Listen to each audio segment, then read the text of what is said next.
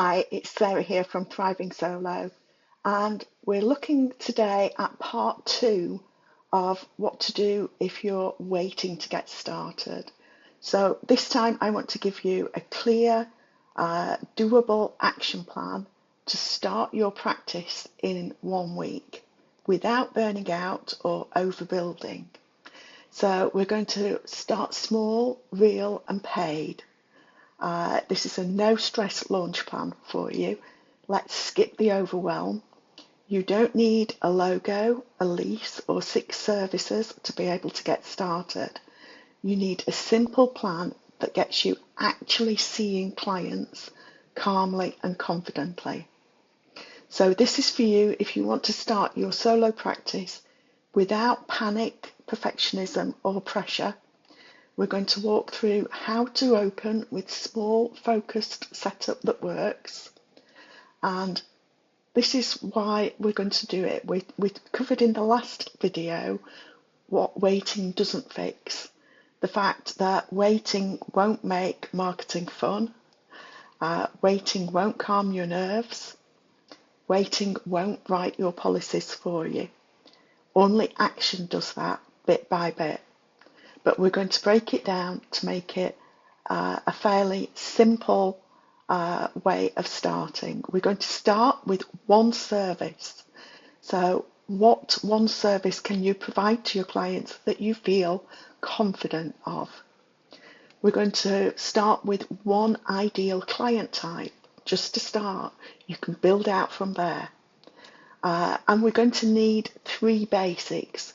We're going to need to know your hours, even if it's just 2 half days, 2 evenings a week. Work out what hours you can commit to. Your price. Again, this is something that doesn't have to be set in stone. With the hours, we're going to expand out. With the price, you can change it, but please do not devalue yourself. Don't start really low because you feel you're just starting out and you need to undercut people or that your services aren't worth as much. That's not true. You have gone through a lot of training to get where you are, and we need to recoup that value. The other basic that you need is a booking method. Simple is best. You don't need to commit to an electronic system right now if you don't want to.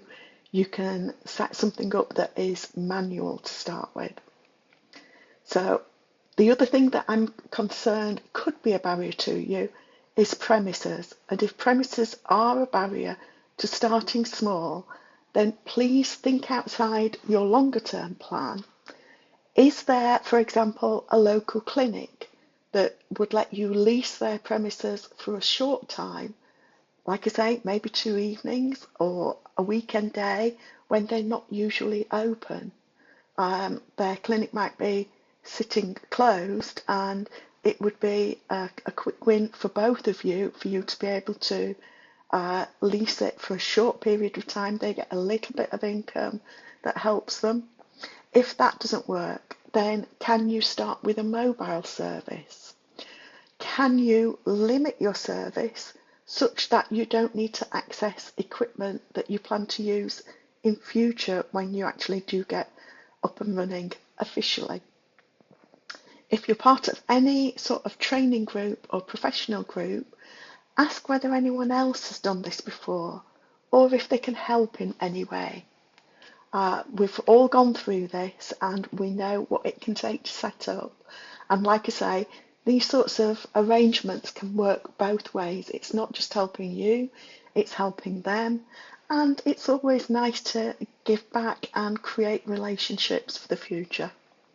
So don't worry about asking. And this is, like I say, a 7-day launch plan. But if a 7-day launch plan doesn't fit your way of working, then change it.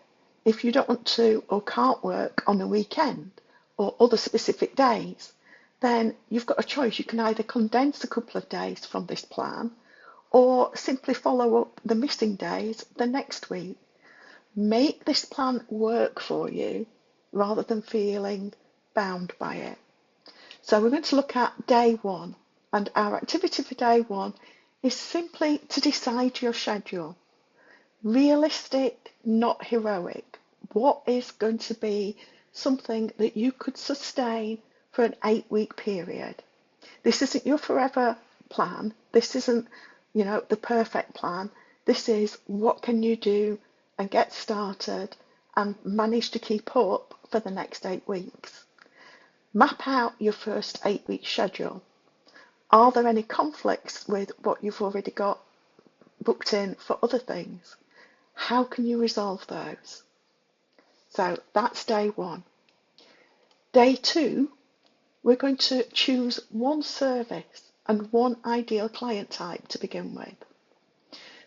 The reason for this is we're going to write a 1-paragraph statement, what I help with, in plain language. By choosing one service and one ideal client, it really helps you to be able to narrow that down and craft that statement.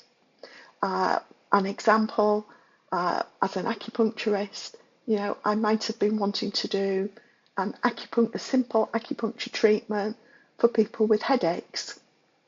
And my ideal client was certain sort of person that suffered from migraines, perhaps. What age range are they? What type of background do they have? Are they working? Are they a homemaker? Who is that ideal client and what service are you going to provide? So, like I say, make notes of that and craft it into a simple statement in plain language that other people that aren't used to your way of working, still understand. Day three, we're going to set the initial pricing. Like I say, I want you to make sure that you are not undercutting people. Bear in mind that as you go forward, you're not going to want other people undercutting you and creating a race to the bottom with pricing. And you want to avoid that for the start. The other reason to avoid it is that people distrust a low price, particularly when it comes to healthcare. If it's a low price, they start to question, does this person know what they're doing? You do know what you're doing. You have trained for this. So please do set a realistic price that is normal in your area for the type of service you're providing and for the amount of time that goes into that service. And the other thing that we want is one clear cancellation policy. One of the things that trips us all up very early on is cancellations. It is such a cost to your business, so you need to develop a clear cancellation policy. We'll be able to come back to some of these later on and I'll help you put them together, but you can always just have a look at what others are setting as their cancellation policies and adapt it. Don't copy it, adapt it to what you feel comfortable with. But please do set a cancellation policy. Your time is valuable. You really can't afford to have people cancelling and you're not getting paid when you've made an effort to be there for them. Day 4, we're going to create a basic intake process. The intake form, consent and payment, how you're going to take payment. So just set that out in basic terms. There are other videos, other blog posts on my website that can help you along the way with this. So just click on the links for that.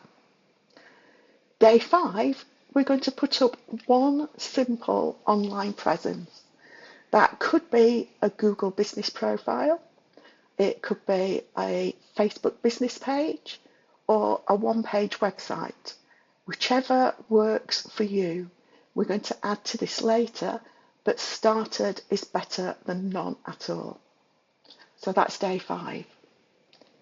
Day 6, tell 10 people that you're open. This could be past colleagues, it could be friends, it could be allied clinics that you know in the area, and include your booking link. So however you're telling them, if you're telling them verbally, then offer to message them a link. If you're on a Facebook page, include the link in there, whatever that link may be. If it's a link to a phone number, that's how you're taking the bookings, then go ahead with that. If you're not ready to set up a system, like I say, a proper online system for this yet, don't worry about that. Go with what works for you. Day 7, do a practice run. From booking through to follow-up email. Time it and tighten it if you can.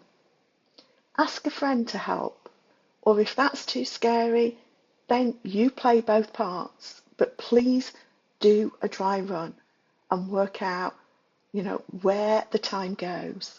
Understand what is involved in booking in the first place, how you're going to get information to them, how you, like I say, you're going to follow up after the meeting with them.